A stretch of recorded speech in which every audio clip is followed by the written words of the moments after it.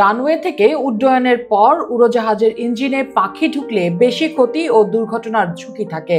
ইঞ্জিনের fan, blade ও spinner ক্ষতিগ্রস্ত হয়ে ইঞ্জিন সম্পূর্ণ বন্ধ হয়ে যেতে পারে। এছাড়া পাখির আঘাতে ঝুঁকি থাকলে পাইলটেরও মানসিক চাপ থাকতে পারে। ঢাকার আশেপাশে উড্ডয়নরত উড়োজাহাজে পাখির আঘাত বা বার্ড হিট বেড়েই চলেছে। শাহজালাল বিমানবন্দরের উড়োজাহাজ উড্ডয়ন বা অবতরণকালে পাখির আঘাত বিশ্ব গড়ের তুলনায় ৩ গুণ বেশি।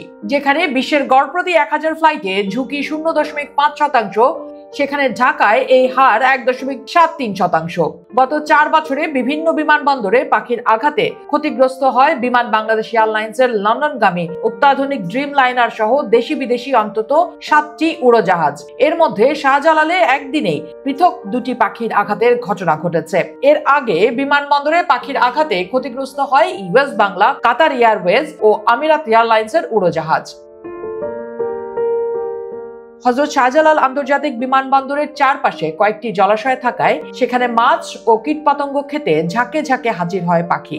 এছাড়া আশেপাশের উচ্ছিষ্ট খাবার, রানওয়ের সবুজ ঘাসও পাখিদের পছন্দ, তাই সেখানেও তাদের বিচরণ থাকে। বিমানবন্দরে পাখি তাড়ানোর ক্ষেত্রে মনিটরিং খুব একটা কার্যকর নয়, ফলে মাঝে মাঝে বার্ড হিটের ঘটনা ঘটছে।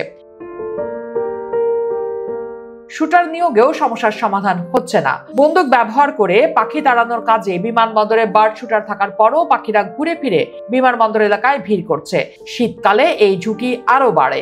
বিশেষজ্ঞরা মনে করছেন জলাশয় শুকানো, খাবারের উৎস সরানো এবং বর্জ্য ব্যবস্থাপনার উন্নতি পাখি কমাতে পারে। তা না হলে বড় ধরনের বিমান দুর্ঘটনার ঝুঁকি থেকেই যাবে।